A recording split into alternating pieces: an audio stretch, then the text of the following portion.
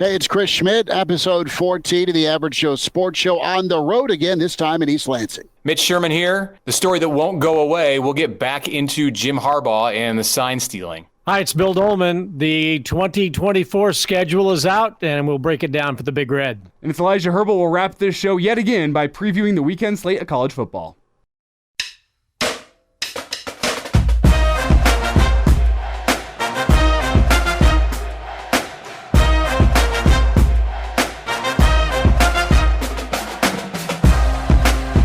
Welcome to it, episode 14 of the Average Joe Sports Show. Chris Schmidt, Bill Doleman, Mitch Sherman, Elijah Herbel. As we get rolling, it's Nebraska-Michigan State. Find the Average Joe Sports Show on YouTube. Give us a follow there, the AJ Sports Show. On Twitter, the AJ Sports Pod. Guys, a newsworthy week as we start off with a chance at, dare I say, 4 in a row for the Big Red. Where are you, by the way? Are you like in Grandma's bedroom? Your grandpa? What's hanging from the ceiling? Yeah, are you on the land? Those bats? No, it's a chandelier, and I'm at the Graduate in East Lansing. Got up to Spartyville today. We did a varsity show from Reno's, where Tom Izzo was going to stop by but made a phone call instead. That was interesting. Really awesome flight, very scenic, beautiful drive from Grand Rapids to East Lansing. Fall foliage. I'm impressed. And when I got here, I got kind of reacclimated, took a shower, and then the fire alarm went gangster. It went off for 15 minutes, apparently, while I was in the shower. Too much steam. As maintenance had to come check on me. There were phone calls. There was a fire department call, and then it went off again. So is this because the team hotel and they were doing this a one-day tour? Overzealous Michigan State fans trying to get the Nebraska players to go run out in the street? No, it wasn't that. I don't know that word is out. No, I walk into the Graduate, and it's pretty awesome because they've got a giant – some of us had the Air Jordan poster as a kid, the Wings poster. It was black and white, where Jordan was doing the wingspan thing with a basketball in each palm. Well, Magic Johnson's laying on his back, feet on a basketball, the vintage pick of Magic in the Spartan green, and this is my room key. Yes. Irvin Magic Johnson. So you are in the home of Magic. The fire department came to say howdy hi, and I thankfully was not burning anything in here, so there was no issue. and it's funny when it looks like my grandparents' basement. Yeah, it's funny though. You mentioned the fact they have the picture of Magic. You said he was laid out on a bed. Is that what you said, Schmitty? No, he was laid back like he was on a bed, but his feet were on a basketball. He's kind of propped up on his elbows. I was going to say, Magic in a bed, you're I'm going to be headed your way tomorrow, Schmitty, coming through Detroit, and I'm going to make a stop in Ann Arbor, looking for some lunch at Zingerman's en route to East Lansing. So I can't wait to get back up to Michigan. It's been a couple of years, but I'll join you in Magic Town on Friday afternoon, and I'll be in there right before Nebraska makes it in ahead of the Saturday morning noon Eastern kickoff. Just don't wear a Central Michigan hat or coat when you're in Ann Arbor. They'll think you're part of some conspiracy group or something. What do you think security's like at the Big House these days? I mean, you think could I sneak into the football offices? What would be my chances? I'm going to take a mustache. Great. Yeah, I'm taking a big fake mustache and a hat and some binoculars, and I'm going to position myself at a good spot outside of the stadium and see what I can do to attract attention. Mitch Sherman is going to dress up like Elijah Herbel, a big mustache, a hat. I don't have binoculars in here, but that's exactly what I'm wearing. Or you could just go and stand outside the stadium and we would need none of that. You could be the crash test dummy. We'd run the experiment on you. We don't need to do this on me. Mitch just said essentially without saying it, Elijah, you're not famous enough. We'll throw you out. Nobody will recognize you. Nobody's going to recognize me either. I just have work to. Well, you probably have work to do on Saturday too. I'm old enough that got people dependent on me back at home. So I don't know where I'm going with this, Elijah, but you're the sacrificial lamb who gets to stand outside the big house. I do have technically work to do on Saturday, but I'm not sure what you can call what Schmidt and I do work. Yeah, we're lucky that we don't actually do real work, but you're driving. So that's an interesting journey in its own right. Choice. I get to get on a plane, and you're going to be driving across Illinois and Indiana up, at least it's going to be in the 40s and 50s, and you don't have to make this. It's November. That was a risk that you took in making this decision to drive to this game. I guess you could have just axed it at the last minute, but you never know what you're going to get this time of year. You should have some good driving conditions. Well, it's funny. Excited about the drive? A little bit. I don't hate my windshield time. I got some podcasts ready to go. I got an audio book loaded up. If I want to go that route, maybe I'll just stick to music. We'll figure it out. I don't mind road trips. I've always actually preferred road trips to flying in a sense. The time element of flying is nice, but there's a nice relaxing element just being behind the wheel and having no cares and just getting to have you in the road. But what's nice is 3 days ago, I had nothing planned with this trip aside from the fact that I was going to be there.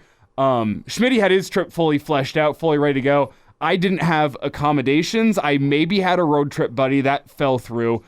I didn't know what the hell was going to be going on, and I looked into it. I actually have friends that are going to be in Chicago this weekend. God bless them. They're going to Wrigley Field to go watch Iowa and Northwestern to see the lowest scoring game in football history. So they're going to be there. So after the game ends, after our post-game show wraps, I'm actually going to hit the road and drive a little over 3 hours southwest back to Chicago and go spend Saturday night in Chicago, hit the town in Chicago, and then I'll get to shorten my road trip back on Sunday. And the best part of all of it is the clocks change on Saturday night, so I get an extra hour on Saturday night to either sleep or hit downtown Chicago. I think it's probably going to be the latter, but we'll see. So the trip has worked out beautifully. I didn't know any of this as of 3 days ago, but I'm going to be sleeping on the hotel room of Schmidt's, the floor of Schmidt's hotel room, I should say, on Friday night. Saturday, I'm sleeping on the floor of my buddy's apartment in Chicago, and then I'll be back in town on Sunday, so it's going to work out great. All right, well, to be safe drives, safe travel.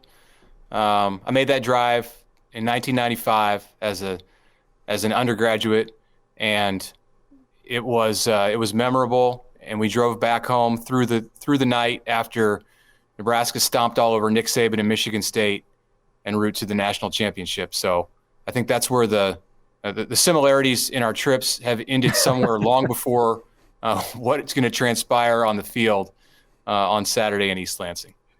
So are we all feeling a 50-10 outcome going back to 95? If they get down to the fifth string running back and he's ripping off 80-yard runs, then we've entered the twilight zone. That's Trevin. Would that be Trevin Lubin, or is he fourth string? Who even is the fifth string running back? Yeah, I don't even think he's going to be on the travel roster, whoever the fifth string running back is. That still remains the most lopsided loss of Nick Saban's career. So whatever transpired that day back in 1995, and Tom famously put his hand on his shoulder and said, you're not as bad as you think. And I'm sure he was referring to the Michigan State team at the day, and not Nick himself, who was questioning his coaching ability. But nevertheless, that was that remains a historic footnote in the career of Nick Saban. It does, and Saban still brings that up. I listened to him speak at a coaches convention several years ago, and he talked about that moment and about Osborne. And it was kind of like a pat on the back to other young coaches who were in the room. He said, "Hey, it happened to me too." And he's right. That's a great story for Nebraska in Nebraska history as the years have gone on to look back at that and say they did that to Nick Saban. But that was a different kind of team altogether than it was a different animal for sure. Guys, you look at this matchup. You have a team that's kind of feeling their way through some warts, but still have put together a 5-1 record in their last 6. That's Nebraska. You have Sparty that's lost 6 straight. You've had the Mel Tucker situation. You got crushed by Washington. Michigan hammered you. Ohio State has pounded you. You've blown leads to Rutgers. You've blown leads against Iowa. It's been special teams. It's maybe a freshman quarterback tomorrow that's a dual threat, or I should say Saturday that's a dual threat. But this has been a weird series, weird in a good way, where there's been high drama. a lot of the times when Nebraska and Michigan State touch gloves.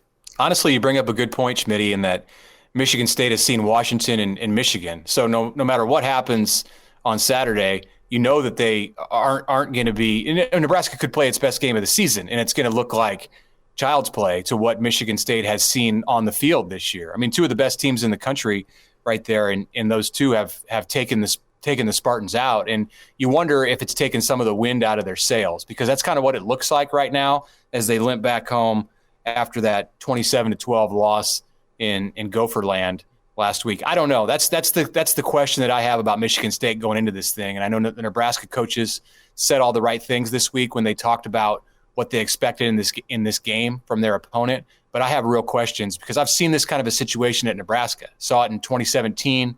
We saw it to some degree last year with an interim coaching staff. You can go back to 2007. It's happened way too often at Nebraska, where you've had a team that was essentially playing out the string. And in some cases, you have players that they don't have the same kind of motivation that you do if you're in a situation like Nebraska, where you're, for once in the last 6 or 7 years, playing some real meaningful football in the month of November. And sometimes with teams like that, Mitch, yeah, there's the element of you're dejected, the season hasn't gone your way, but sometimes those teams are just waiting for something to go right in a football game. You know, in the first quarter, a ball bounces your way, you take a 7-0 lead, something has gone right for you, and now you have the motivation you need to get back on track. Maybe it's just for a Saturday, maybe it's for a couple of weeks following that game, but you've seen it before with teams like that where something goes right early in the football game. You can even look at the Broncos against the Chiefs last weekend, where that Broncos team needed something to go right. They got a Packers team before that is down on their luck. They get the win there. They get some early bounces, some good defensive stops. Patrick Mahomes, a couple turnovers early in that football game. Things go right, and that defense played with a different intensity than I've seen all year long. And I know NFL is a different story to college, but sometimes the teams like that feel down on their luck. A ball bounces their way, and you feel like, you know what, it's our day. It hasn't been our season, but today can be our day, and you get that added motivation from that squad. That concerns me with Nebraska, because of Nebraska's offense and their tendency to have the ball bounce the other way for their teams and to give them something that goes right early in that football game. And that's the concern for me, that Nebraska turns the football over or something happens offensively early in the football game. Michigan State feels like it's their day. They feel like something has gone right, and you get a better effort from that Michigan State squad on senior day than they've given in the past 6 games. Or the other team punts the ball completely to the other side of the field, opposite of the coverage as designed, and allows the other team to take a hoverboard into the end zone untouched to completely change the momentum of a football game. I don't think Nebraska is in that type of situation with their special teams any longer, that they're going to make that kind of mistake as they did. What was that, 3 years ago now? That's 2 years ago. 2 years ago. I'd like to forget, but it's one of those moments you just can't. But I don't think Nebraska is going to make that kind of mistake in its special teams game. Look, go ahead. Oh, I think for Michigan State, and I think we all have kind of the same picture of the Spartans being that tough, rugged, woodshed team that they purport themselves to be, that it's going to be tough and physical, like, the old days of, Missouri black and blue type rivalry. But I think the danger zone for this team to be facing this team was maybe a couple of weeks ago when the whole Mel Tucker thing, hit the news. Maybe there's a little shock the first week. You're not really quite sure, but that team's still fairly good and can get it going. And then there's that lull, and then they might come back and be dangerous. But to lose 6 straight and to be into the month of November, there's something happens when you change that calendar from one month to the next. And now you start, basically kind of counting 1, 2, 3, 4 more weeks left, and we're done with this, right? So I think the danger zone for Nebraska probably would have been a couple of weeks ago with this team. Could be completely wrong, and they're going to go out, and protect their home field, because Nebraska did. You mentioned it, Mitch, a moment ago, that last year there was a sense that this Nebraska team should have been down. And granted, maybe it was because of Mickey Joseph's personality that he rallied those players, and they did fight. Even in their losses, for the most part, they fought down the stretch, and then they beat Iowa at the end of the year on the road. So, but I just get the sense that this thing has been just so off the rails for them to come back. And if they get down early, and that could be a score or 2, I have a hard time believing they're going to come back. It was so unexpected. I think the Nebraska players a year ago were emotionally prepared for what happened after the third game of the year when Scott Frost was fired. I mean, it really wasn't a surprise. I mean, maybe it was a surprise in the timing that it happened on September 11th, but the fact that he lost his job in season, I think players they know what's going on. They have their finger on the pulse of the program, and what happened at Michigan State this year, it came out of the blue. I mean, that was a bombshell and just a shocking story and a shocking development the way that happened. And that's hard. That's more difficult, I think, to recover from if you are these Spartans. You had to go there, Bill, about the special teams and about what happened 2 years ago in East Lansing. And I think it's an interesting way to get into this game a little bit. I wrote about this on Thursday on The Athletic about that game 2 years ago and where Nebraska was at, just how far down the hole Nebraska was with its special teams all through the Scott Frost era, but it was epitomized by that day. That was a day where the Nebraska defense dominated the second half, where Adrian Martinez picked himself up off the ground with a broken jaw and came back and led Nebraska in the second half of that game. They had done everything right to win it against an unbeaten, nationally ranked Michigan State team, and then you just completely botch it with less than 4 minutes to go in special teams and give them a touchdown. It goes to overtime, and I had the feeling sitting there in that stadium that day when it went to overtime that there was absolutely no question about who was going to win because of the way the momentum swung on that punt return. So Nebraska's in a totally different spot with what's happened on special teams. You think about this winning streak,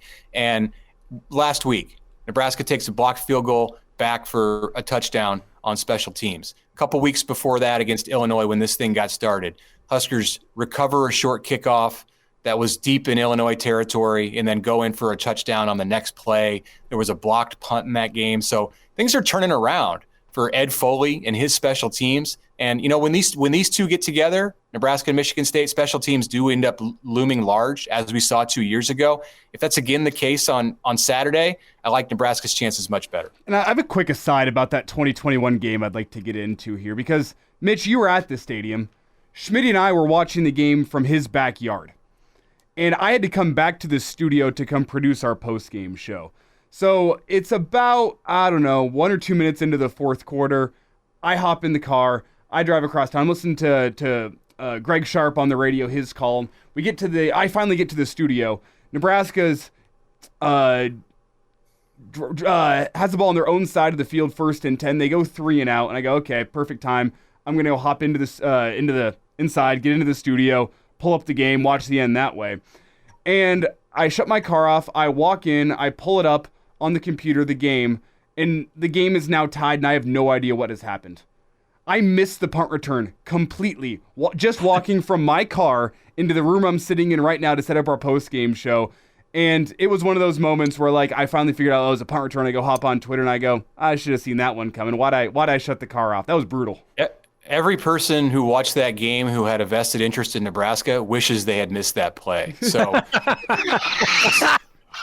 consider yourself fortunate that you actually did. I mean, and to oversimplify it, you can just take that honor, Daniel Cerny, who was a freshman from Australia, who admittedly didn't know the game of football when he came to Lincoln and punted. And, it makes sense when you consider that, how he mishandled that play. He punted to the wrong side of the field. Nebraska set up its coverage to tackle someone on his right, and he punted to his left. It's like Pop Warner stuff. It doesn't even happen at that level. And you juxtapose it with where Nebraska's at today with its punter. And we heard from Brian Buschini this week, who's been through the ringer and has had all kinds of experience as a transfer from Montana, who's in his second year as a starter here. He's got, I believe, 16 of his 38 punts inside the 20 this year. And while his average is not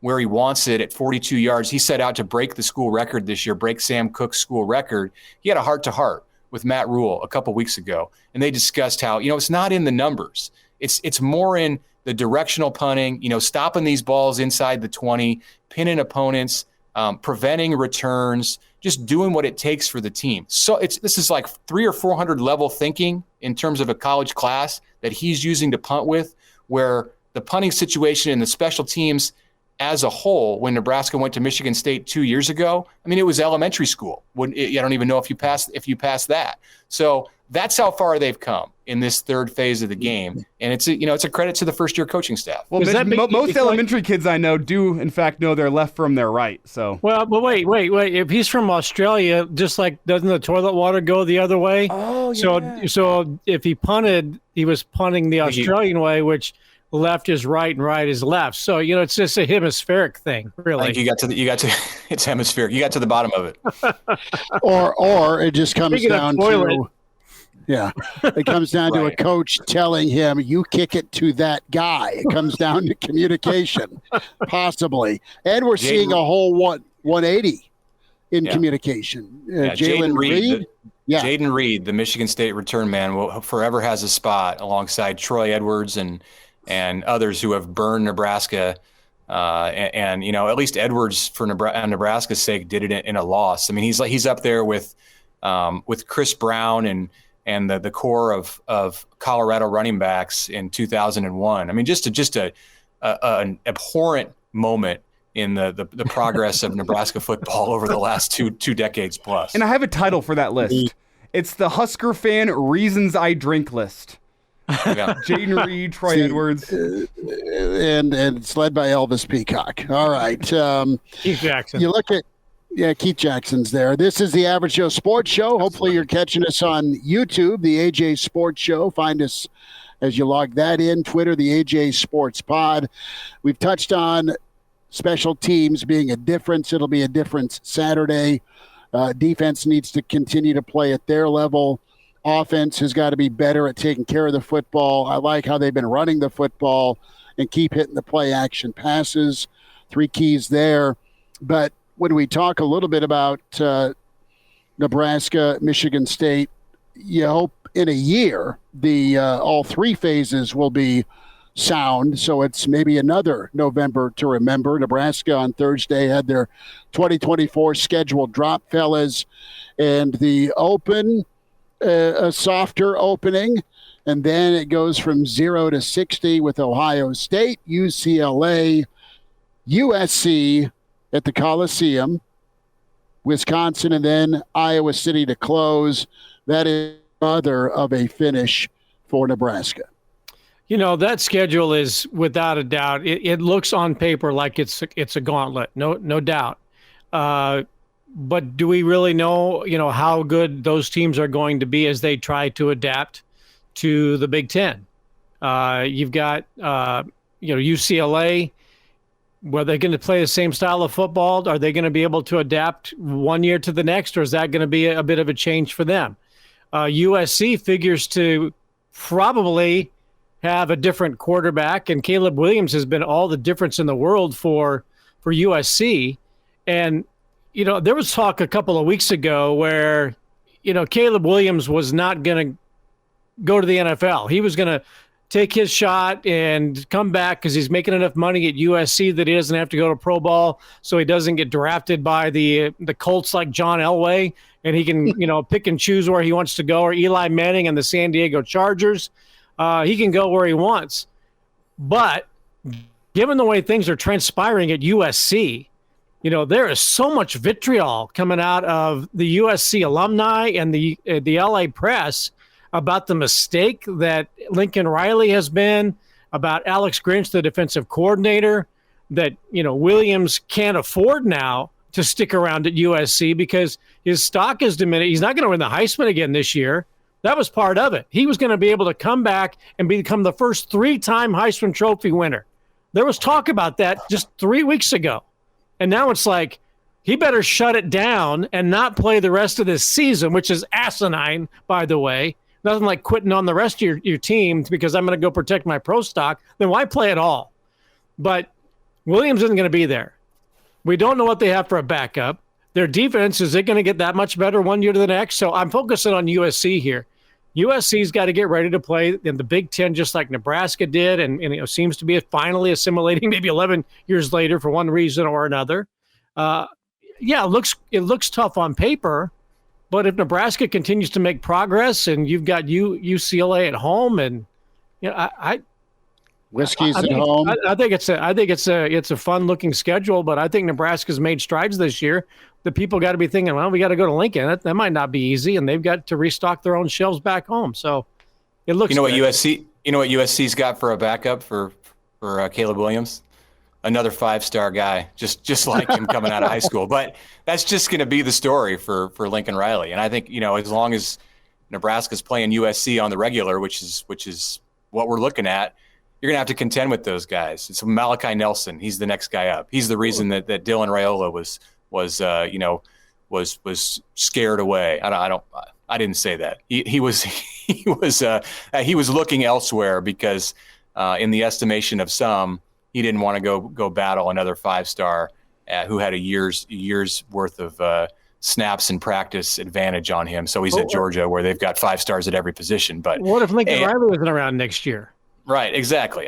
There's a lot of if college football this year has taught us something as we look at this 2024 schedule, is that 1 year can make the difference that you used to see over like 5 years. I mean, who would have thought going through this year, Michigan State would be without a coach, Northwestern would be without a coach, Michigan would be on the verge of being without a coach. This is all stuff that's developed in the last 3 months. So who knows where we're going to be in 12 months from now when Nebraska's got to start this gauntlet of a final six-week stretch by going to Ohio State and then playing USC on the road and Iowa on the road and everybody else who's good on their schedule in November. Nebraska, Wisconsin, and Ohio State might be the most stable teams in the Big Ten next year. Yeah, could be. I mean, I think Oregon and Washington will be fairly stable, but they're coming into a new league and they're going to have adjustments to make. So yeah, I mean, hey, is Penn State stable? Is Rutgers? Rutgers is in that conversation. Yeah, you're right. Oh my. The schedule looks difficult and daunting on paper. You made a great point, Bill, and Mitch, with the shift in what a difference a year can make. I mean, just look at Nebraska in 1 year, not even one full season yet, with some of the points made. But I love it. I love these big games that Nebraska gets to be in. I love the fact that Colorado's on the schedule, and you've been able to normalize a little bit for Nebraska, i.e. you beat some teams that you're either supposed to beat or some peer programs this season. You've done that. You've won 3 in a row, and it's never going to be easy in the league, but then you'll be able to ramp up. And I think Rule knows this. He anticipated when it comes to how he sets up his practice, how he recruits, how he wants to develop, and how he'll adapt with what he has on offense and defense and special teams to be able to play a different style from week to week. And that's what's one thing you got to love about that 3-3-5 and Tony White. It can travel to any climate and any offense. You know what's amazing, and you talk about the difference a year can make. If you go back 12 months and look at what was going on in the first week of November in Lincoln, Nebraska a year ago, I was fending off people in my DMs and emails who were ready to lose their minds because they thought Nebraska was going to hire Bill O'Brien from Alabama. I mean, we were just barely starting to talk about Matt Rule. He'd already been to Lincoln for a visit at that point that was very clandestine, but we were just starting to talk about him. And now here we are a year later, and it's like, are they ahead of schedule? Yeah, I think they are ahead of schedule. But not just that, there's a window of opportunity that exists for Matt Rule and this coaching staff that I don't know if anybody really thought was going to be open in the way that it is because of all of the uncertainty that exists around them and how much change is going on in the Big Ten. We didn't know that Washington and Oregon were going to join the Big Ten 6 months ago, let alone a year ago. So, and, throw in Iowa and the uncertainty at Iowa too, that went down this week. We haven't even gotten to that. They're getting rid of Brian Ferentz, and who knows what Kirk's going to decide to do in 2 months when the Hawks are done with their bowl game. Yeah, there's question about his commitment to Iowa, right? Because of what they've got going on with their administration, and that's why, the leadership within a university system is so important to these coaches. They're only a couple of steps away from being the leader of the entire university system, and Nebraska's got uncertainty with Ted Carter moving off to Ohio State. Now, whenever Matt Rule speaks, about his leadership, he always mentions Ted Carter. He mentions Trev Alberts, the relationship that he has with him. Rodney Bennett is new as Nebraska's chancellor, but Ted Carter was given the keys to the Nebraska Athletic Corporation, and now he's leaving. And now you see what the administrative side is doing to Iowa.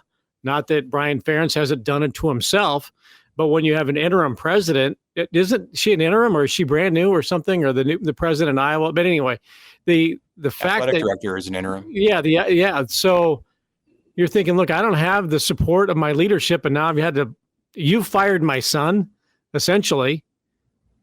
Do I want to stick around here any longer?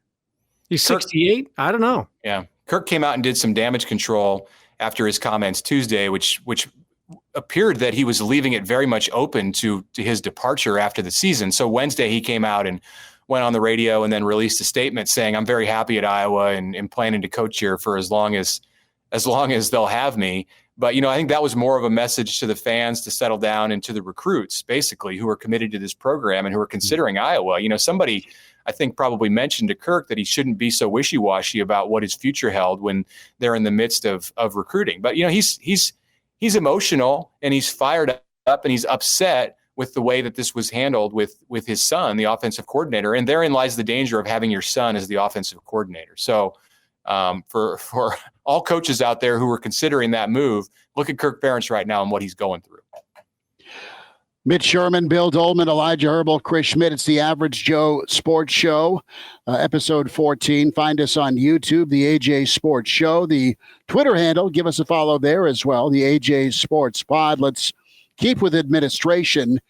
And Mitch, I thought it was some fantastic reporting by The Athletic and just what happened with the phone call between coaches and the Big Ten commissioner, Petitti, and they told Jimbo to get lost so the other 13 could have their voice.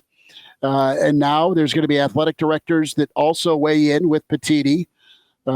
It'll be interesting to see if the presidents and chancellors also weigh in with Petitti. Let's get into, as the world turns with Mr. Khakis, Jim Harbaugh. This thing just continues to escalate. When we started talking about this 2 or 3 weeks ago, I specifically remember, Bill, we were kind of downplaying it and laughing about it and saying this is all gamesmanship. And I'm curious from your perspective, how your view of it has changed, because every week or, several times each week, we find out new details, whether it's this staffer, Connor Stallions, who's hiding on the Central Michigan sideline to get a look at Michigan State, which is just like one of the most bizarre things. I mean, this is up there with like Lenny Kakua and Manti Te'o from several years ago at Notre Dame. How does that happen? And you had Jim McElwain, the CMU coach, after the game, who, by the way, has a history with Harbaugh, in just looking befuddled. Like, I mean, dude, don't be part of the cover up. Just admit what you were doing. If there's a guy on your sidelines, who he is. Like, there's not just like random people walking around your sideline in full team garb. So this is where we're at with this story. I mean, is it you still think that this is how much has this progressed and advanced to a point where it's truly jeopardizing Michigan's chances to win a national championship this year? Well, first of all, I remain amused by this. Oh, okay? It's amusing. Yeah, I have not lost my sense of humor about it. And I still think that it would be far more severe if there was some type of Jim Crane, owner of the Astros, in-game surveillance that's tapping into headsets, locker rooms, whatever the case might be. So I've not quite seen that. All I have seen in the videos, which, gosh, I think I'm watching like the program 2 with James Caan, right? It just seems movie-esque, and I have to expect to see this Inspector Clouseau mustache and big nose costume. I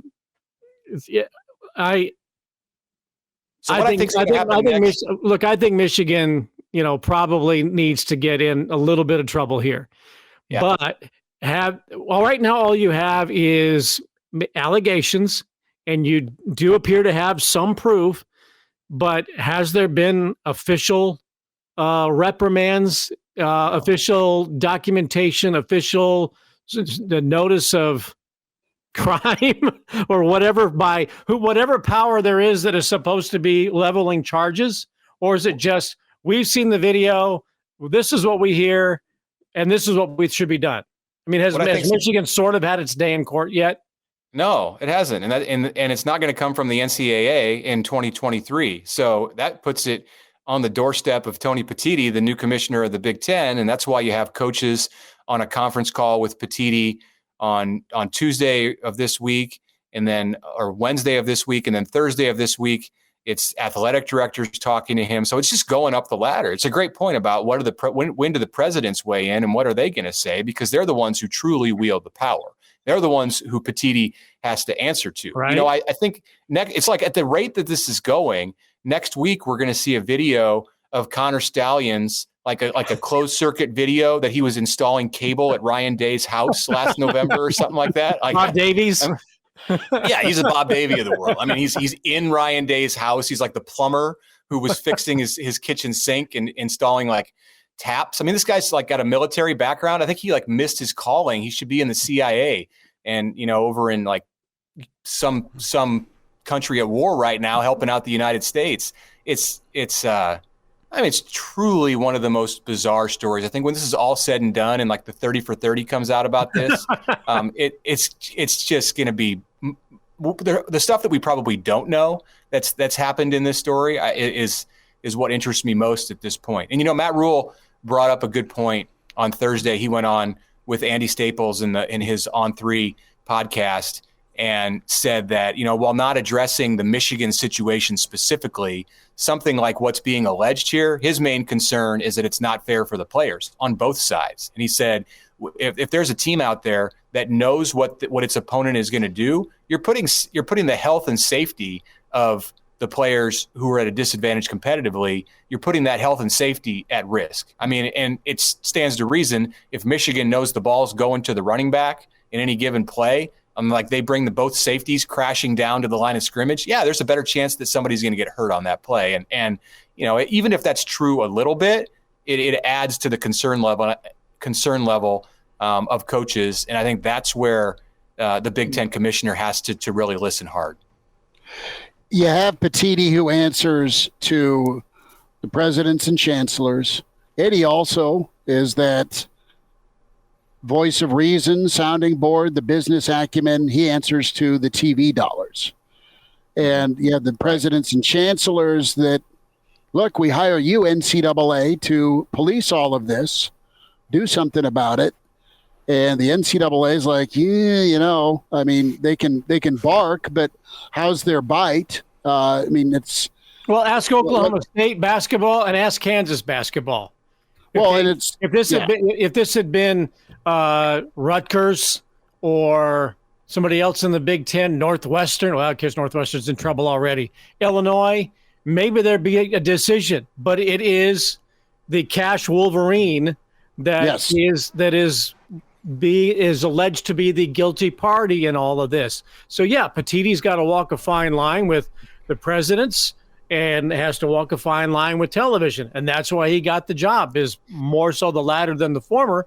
But, Michigan has not necessarily been formally charged with anything other than the evidence that we see. And yeah, I saw the play where he's going right. And they bring the two safeties up and stop Ohio State, at the 10 or 15 yard line, something like that. So yeah, I get that. But, is there, in a case like this, due process? And I guess Michigan is due its day at some point in court, but Oklahoma State found out that you can get in a whole lot of trouble while somebody else who may have committed a far more serious crime and broken more rules, they don't get in trouble at all. Right? Often in the court of public opinion and the court of college athletics, it's guilty until proven innocent. So that's where Michigan's at right now. I think the question that everybody has to ask, if this was Indiana that had done this and was alleged of this, would Tom Allen be out of a job at this point? Absolutely. Would he already be in the unemployment line?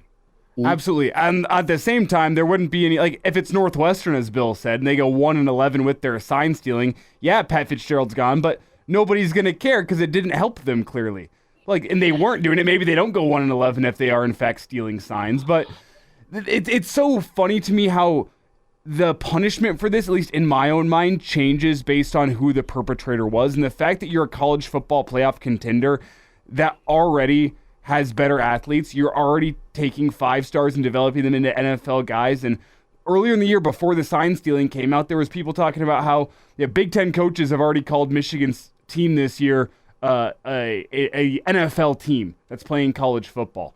And I guess it makes sense now whenever you know all the plays that they are playing like an NFL team. But it's funny to me how my own opinion on what a punishment should be varies based on the success of that program. And because Michigan is already so great, the fact that they're going and bending the rules more to give themselves even more of an advantage makes me think the punishment should be stiffer, because it's a case of the rich getting richer. It's not Robin Hood going and stealing from the rich.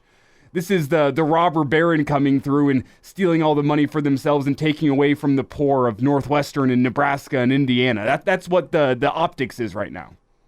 Well, and it's a reversal of fortune. Instead of 13 screaming alleged coaches to get rid of Harbaugh, if it was Indiana going 1-11, you'd have 13 coaches asking to keep the guy, sign him to a lifetime deal. And let's keep getting a win on the schedule. It certainly hurts a lot more when it looks like the sign stealing is working and producing victories and producing college football playoff berths and opportunities to play for a national championship. So are they going to have to vacate wins? Is that going to be what's the penalty? That if you're going to vacate wins, does Nebraska now have 6? And then you're going to go back to last year. How long has this been going on?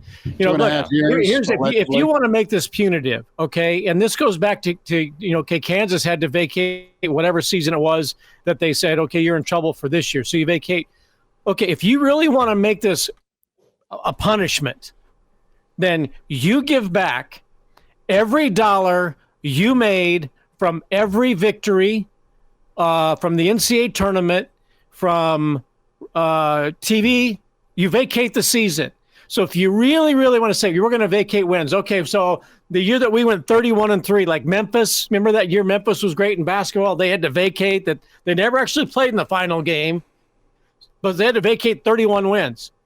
Okay, Calipari's long gone, and what? Yeah. But if you really want to make that, you vacate the season, you vacate the money, then you can really send a message and say, we're not going to do that again. If you took all the basketball receipts away from Kansas from 2018, all of the money you made in TV, all of your home gate receipts, whatever money you made elsewhere, then they'll make it stick. But just to say, well, that whole year that you had a whole lot of fun and you won all those games, but on the record books and the media guide it says 0-12, that's it. Yeah. That's all the trouble you got. You still reaped in tens of millions of dollars a year in revenue. Yeah, money's the only real way to punish them. Otherwise, it's just a change in the entry in your media guide. That's all it is. Right. The problem with vacated wins or a vacated Heisman Trophy like you have with Reggie Bush is it doesn't go to somebody else. Nebraska's not getting a win because Michigan vacated it. So it's only a penalty, and it's kind of toothless. As you said, money's the only real way to do it. The other big ramification come from this when it's all said and done, and it'll shake itself out this offseason. I think it's going to take care of itself because Harbaugh is going to leave. Whether he gets punished before he leaves or after he leaves, he's going to leave. But where it's really going to bite Michigan, other than if there may be a monetary penalty, they may get fined $25 million or something like that, and fine. That's a quarter of or a third of 1 year's television revenue that they get from the Big Ten. They'll be okay. They've got the big house. They'll sell enough tickets, raise prices, whatever. They're not going to become a poor program as a result of this, even if the fine is hefty. But where I think it can really hurt Michigan, there was a succession plan if Harbaugh had left. If he had gone to the Vikings last year or the Broncos the year before, or if he had gone to Chicago after this season under normal circumstances, there are assistant coaches on that staff like Sharon Moore on the offensive side, or Mike Hart, or even Jay Harbaugh. Or even Connor Stallions. Connor Stallions, yes. There are assistant coaches on that staff who would make excellent head coaching candidates. And now I think those guys are going to be guilty by association if Harbaugh is forced to leave. You're not going to be able to fill his job with somebody who has the stench of this scandal all over them. So they're going to essentially have to start over if in fact this goes the direction that I think it's going to, and they're looking for a new coach ahead of 2024. Can I say something really fast? Pete Carroll is reading the How I Left USC, the Pete Carroll story. Really fast before we flip over Burn to the some place down. Before we flip over some national college football games and make our picks there, I'd just like to say with Connor Stalions, I said it tongue in cheek, he did have the manifesto for his plan to go run the Michigan football program. I think it would have been hilarious if he was in some way, shape, or form involved in this succession plan. But I was asking this to Schmidt, like, what was this? Last week, Schmidt, we were in your car headed up to Omaha, and I asked, like, how long until Connor Stalions is doing the tell-all interview with Barstool Sports? Or how long until Connor Stalions is employed by Barstool Sports? Like, from what I know about this guy, which isn't all that much, but we've learned a lot more than we did as of a month ago, this guy is going to at some point give his side of the story, and it's going to be to a place like Barstool, or I don't even know what the media entity is going to be. I think it'd be great if he was working for Barstool because, like, come on. It'd be funny just to hear Connor Stalions' take on things, the guy that was leading the largest spy ring in college football history.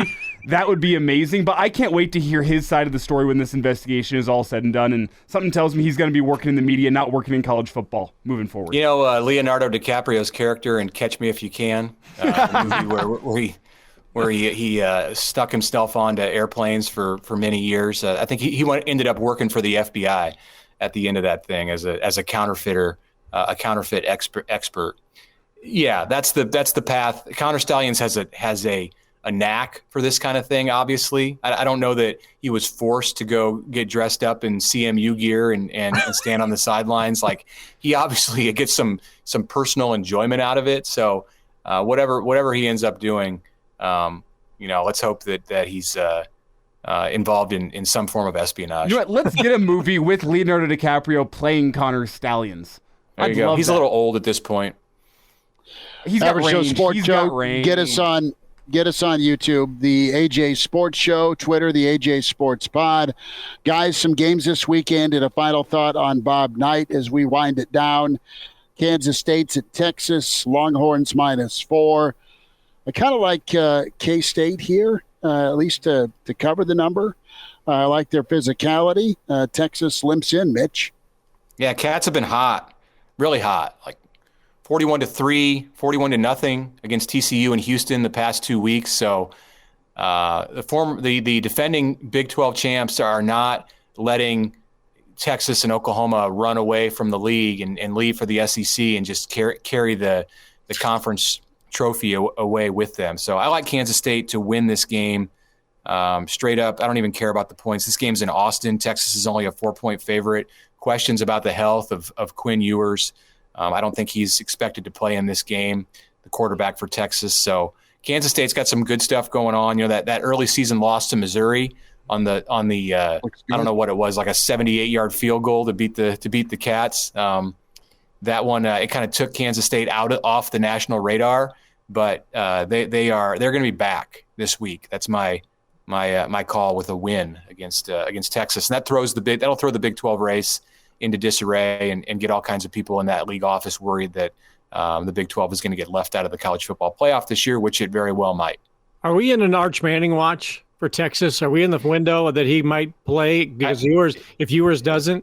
And Malik Murphy is their backup, and he's the guy who played last week. And right. I'm not sure what they're doing with Arch. If he could play in 4 games and redshirt, but he's clearly the future, but I think Murphy is more the present as the backup to Ewers. Well, right. I'm just thinking, aren't they in that window where they should actually play 4 games? Yeah. And I think if Ewers doesn't, and they've got a great backup, and he's proven himself. But he's Arch Manning. Get him in the game. Are we on Arch Manning watch for the transfer portal in Nebraska? Now that's the question. Not getting on the field when he gets an opportunity. You got about $10 million for the NIL deal that he's going to command. I know the Mannings don't need NIL deals, but no, Arch is principle. Arch is a little different, I think, when it comes to the portal. He'll be at Tech, probably be the starter while Quinn's off in the NFL. Guys, Tyler in Spartanburg wants to know if you like Notre Dame or Clemson this weekend. -3. Let's bring in Dabo Swinney for comment. Yeah, you're part of the problem. Wow, that is gamblers. That is Tyler from Spartanburg was the popular Halloween costume in Clemson, South Carolina. That's an amazing fall from Grace. That it's been kind of a slow fall though, with Clemson struggling in the post Trevor Lawrence era, and it's getting to that. Coaches sometimes just it's time to move on and go someplace else, and it might be time for Dabo to be looking to move on to another big. Just because it just seems like we're getting irreconcilable differences, and Ungalele, the quarterback that went to Oregon State, that departure was not clean with parentally, and man, I just wonder if we're seeing the end of the Dabo Swinney era and getting out before they really, really collapse to, sub 500 records. And look, if we win 8 games and I get a chance to go someplace else, I just wonder if that's a possibility. Dabo Swinney to Texas A&M?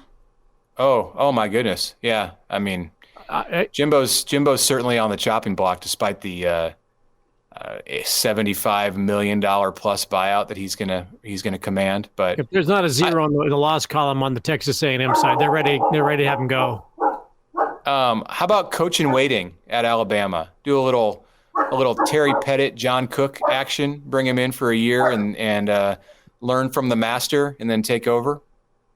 That could work. He was a scholarship guy that was once a walk-on for Gene Stallings, wide receiver, and he loves him some Bama. He's an obvious name with the Bama ties. I wonder how Bama fan thinks about Dabo right now. You get about a 7-year run with quarterbacks when you go from Watson to Lawrence, and then what? I mean, that's kind of your... Don't forget Taj Boyd, too. Taj was all right. I mean, he got him to the playoff, but yeah, you've got a window there, and you got to pray that you keep some of those good ones and they don't go elsewhere, and that's not the world we live in today in college football with the portal. Dan Lanning is still my pick at Alabama. I love that call. Can I quickly get back to this Clemson Notre Dame game and just say, despite all of this, I got Clemson winning outright on Saturday because the theme of the year in college football has been disrespect. Dabo Swinney was disrespected by Tyler on his radio show this week. Dabo Swinney's going to win this game post-game. He's going to get up. I'm not sure if it's going to be with the ABC cameras, if it's going to be with the media in the back room. He's going to talk about disrespect following a win over Notre Dame. I've seen the story all year long. The team that's disrespected always wins. Dabo Swinney's been disrespected. Clemson gets it done. Notre Dame's playing too good a football. Clemson's too weak. They'll be under 500 if they lose. I know. They'll be 4-5. Yeah, they still got to find 2 wins somewhere else. Washington, USC. Yeah, Washington, USC. Do you think SC's got a little bite back in them, or do you think Washington kind of shakes themselves? They've been lucky the last 2 weeks, surviving Arizona and Arizona State. Yeah, both these teams have been a bit of a slide as October got to its final couple of weeks. Washington, after the huge win against Oregon, which looks like the best team in the Pac-12 right now, despite its one loss. Washington hasn't played well. USC gave up 49 points to Cal last week. Enough said right there. So I like the Huskies. I think they rebound. They have a lot to play for at 8-0. Michael Penix still a legit Heisman contender, and as we talked about earlier, Bill, Caleb Williams is not. So I think expose USC on Saturday night at the Coliseum, and that place is going to be empty by the middle of the third quarter. I like Washington's offense, and right now I'm wishing I could see a rematch between Colorado and USC to see the maligned Colorado offensive line face off against the much maligned USC defense to see who really cares at this point in the season.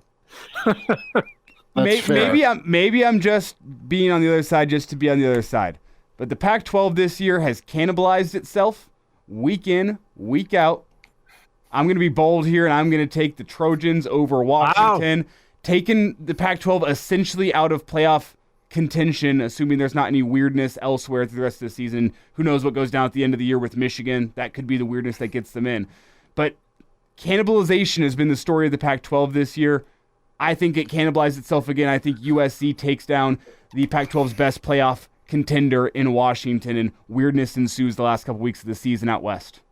I think Oregon ends up getting in the playoff as a one-loss Pac-12 champ. They'll beat Washington in a rematch at the end and go off to the playoff as a 3 or 4 seed. So, who won't be in the playoff this year is LSU, but yes.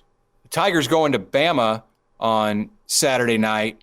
That's a quiet 6-2 that LSU has achieved, and with Brian Kelly now, after that embarrassment that they suffered early in the year against Florida State, that's a dangerous team. And I think if we're talking about some teams like Notre Dame and Washington that are on the road in interesting situations this week, LSU going into Bama, I think they win. And I think I picked against Bama like 4 times this year and have not been right once because I thought they would beat Texas, but I got LSU to win this one.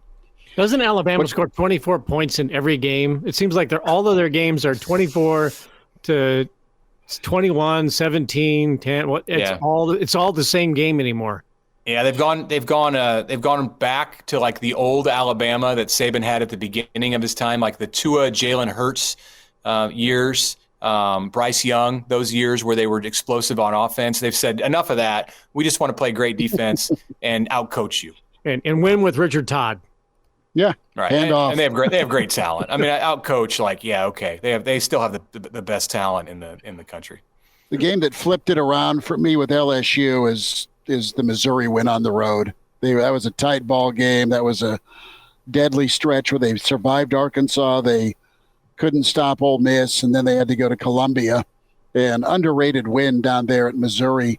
That's flipped them around. They got healthy against Auburn and killed Army. I think you're right, Mitch. I think LSU wins outright. Missouri's pretty good. Yeah, they are. Lost team, and they're playing the number 1 team in the country. So that's kind of an under the radar game too. Maybe we end with talking about that one. What do you guys think? Mizzou against the Dogs.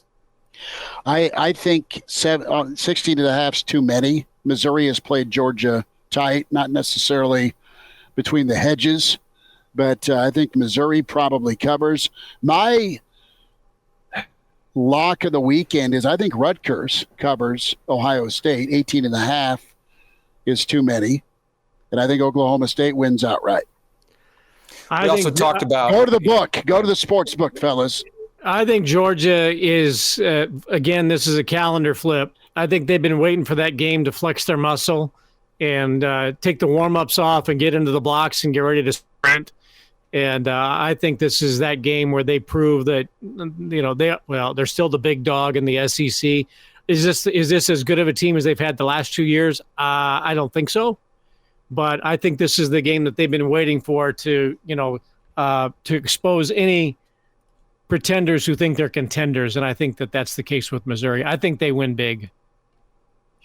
Guys, as we wrap here with the Average Joe Sports Show, find us on YouTube, subscribe, the AJ Sports Show, Twitter, the AJ Sports Pod. Give us a follow there. Mitch Sherman, Bill Doleman, Elijah Herbel, Chris Schmidt. Nebraska predictions. How do we think Saturday goes? I think that Nebraska, 31 points, nobody ever thought they could do that, right, last week. And that was going to be a tight game, 13-10. I think if Nebraska gets a couple of points on the board early, a couple of scores on the board early, goes up 10-0, I think this could be the highest scoring game Nebraska has all season long. And I think they top 30 again, probably win it maybe 38-10. Wow. Ooh. Bill Doleman, 4 touchdowns. They punt in the right direction and everything. My internet connection wants to die, so I'll get in and out quick here on this one. Nebraska 24-10 gets a win, gets out of East Lansing with bowl eligibility. Elijah, how you feeling? Taking a Husker win, give me 28-7. I don't have much to say aside from the fact that Michigan State, I don't think they get the things going right early that they need to in order to be in this football game. I think Nebraska's defense is too good. I think they keep Michigan off the board in the entire first half. I think it's a 28-7 comfortable victory. I think Nebraska and Nebraska fans from start to finish are never that nervous about what Michigan State presents. I hope I'm right. I don't remember the last time I traveled to a road venue and Nebraska won. You didn't get the hell out of there. No, I did not. I'm going to go Sparty 20-17 because I think turnovers don't go away. And I think Michigan State is going to get that life early, and they'll right some wrongs. Last time they were at home, period. They finished the rest of the year on the road. I think there's enough in this Michigan State team talent-wise. You might see Levitt, the freshman quarterback, as a dual threat. It's not that Nebraska's defense will do anything wrong tomorrow. It's can they do 4 straight weeks of having to be perfect and turn away an offense when they get the ball handed to them at the 15-yard line. Yep. Yes. So I will be the black sheep here and say Sparty 20-17. Fine with me, but you've been doing that for the last few weeks and you haven't gotten it right yet. So I'm good. I'm good with you taking the other side, objectively speaking. Yes. Last thing I'll say, turn on Pac-12 After Dark Saturday night. Hopefully I'm done working, got a cold beer in my hotel by the Detroit airport, and I can watch Oregon State, Colorado, and who knows what's going to happen in that. Anything in the entire world could happen in that game. A spaceship could land at the 50-yard line, and I wouldn't be surprised. Yep. Well, I'm sure Fox is doing big noon kickoff for that game, and ESPN's probably there as well to cover that. But I want to see how that Colorado State offensive line reacts to the way they were not just beaten by UCLA last weekend, but then beaten even worse by their head coach after the game was over with. That, to me, was completely uncalled for, that whole fourth quarter. Coach Primey's going back into the portal before Thanksgiving. Gosh. Yeah. He might, and make sure the jewelry's locked up this weekend. That's all I'm saying. They're at home. Yeah. Well, still. Buff fan might get crazy. Guys, take care. We'll be back next week. Recap Michigan State and look forward to the Turtle. The Average Joe Sports Show, Bill Doleman, Mitch Sherman, Elijah Herbel, Chris Schmidt. Take care.